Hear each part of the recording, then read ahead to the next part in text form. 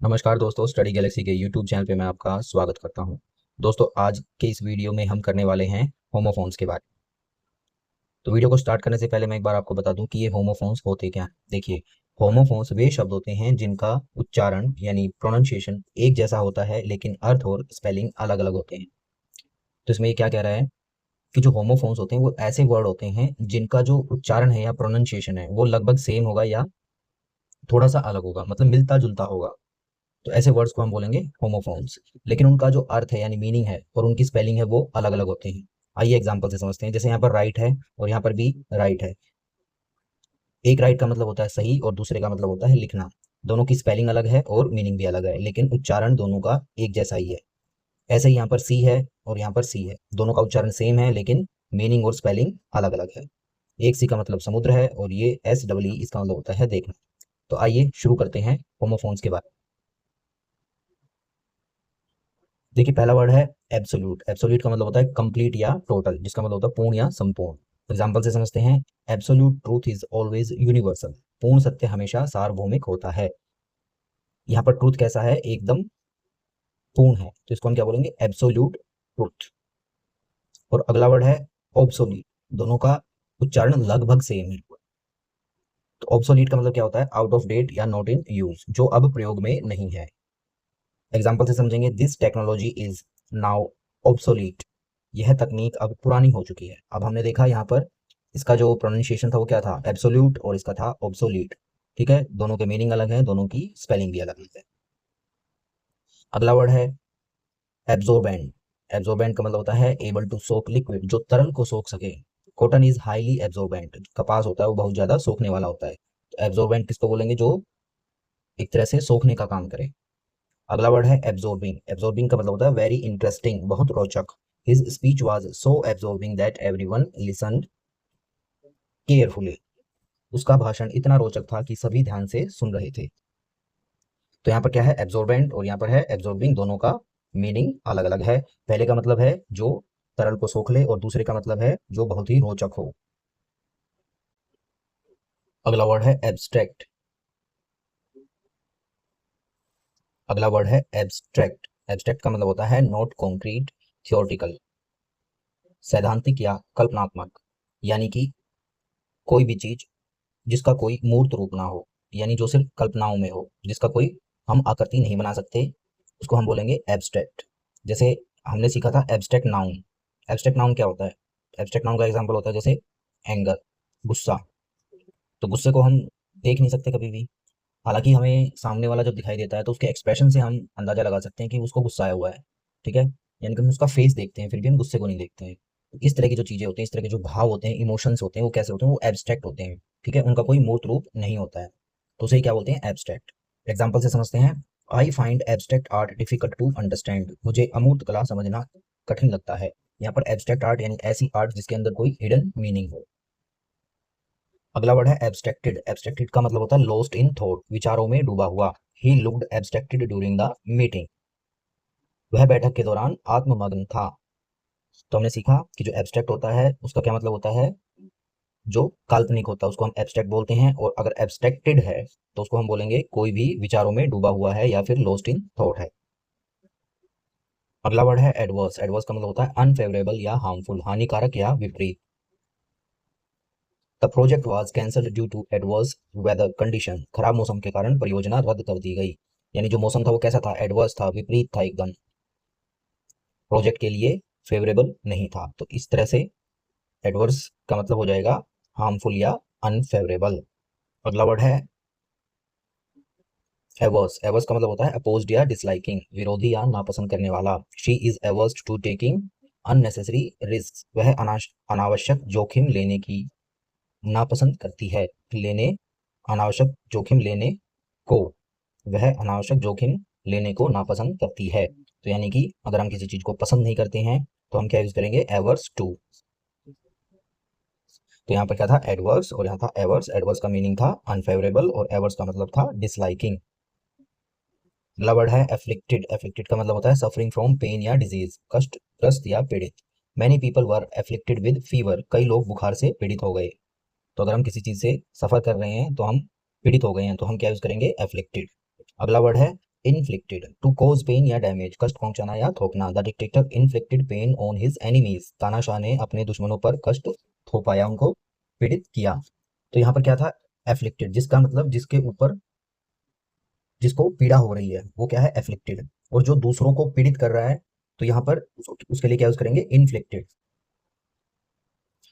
जैसे the dictator inflicted pen, यानी कि कष्ट पहुंचाया किसने, डिक्टेटर ने।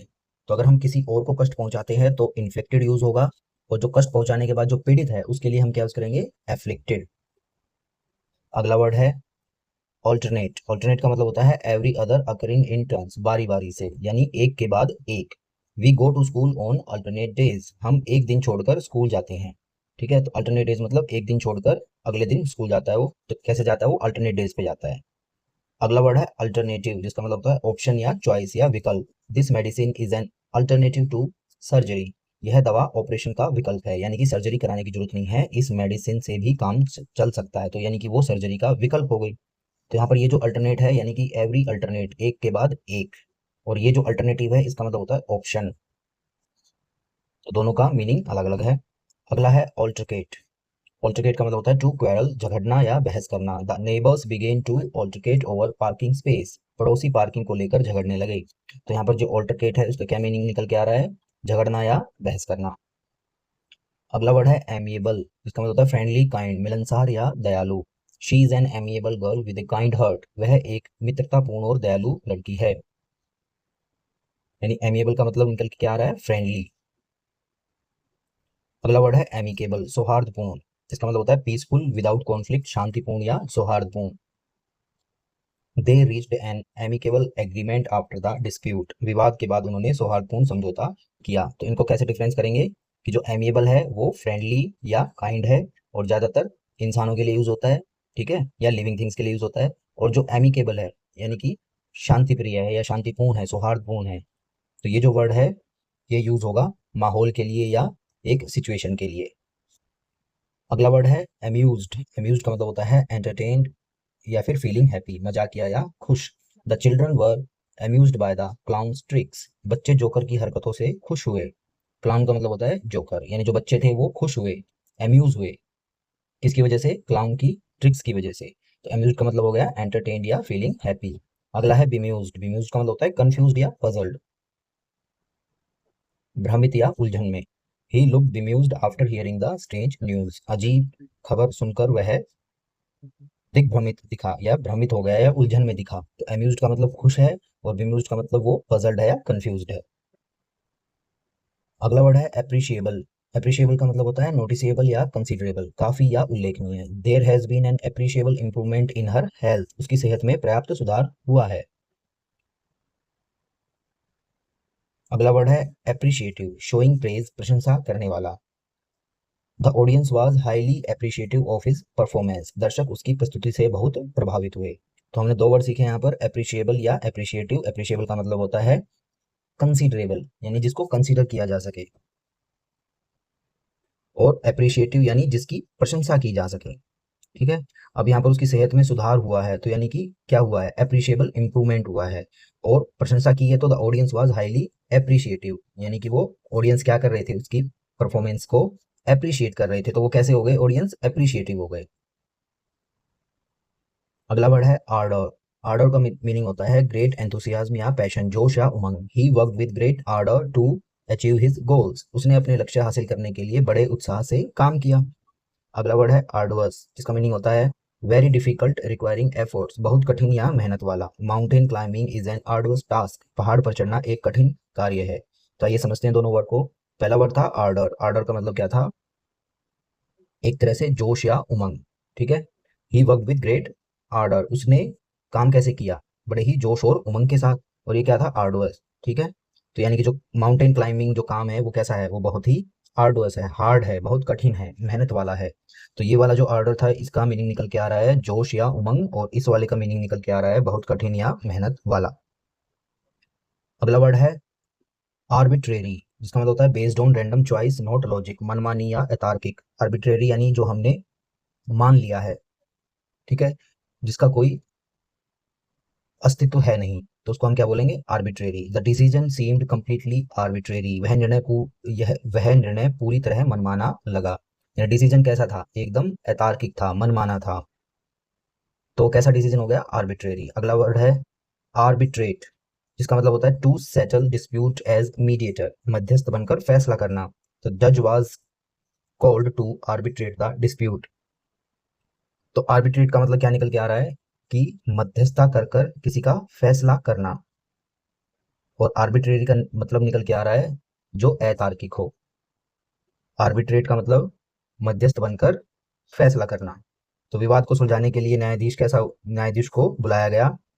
तो न्यायाधीश ने किसका काम किया, एक तरह से आर्बिट्रेट करने का काम किया। अगला वर्ड है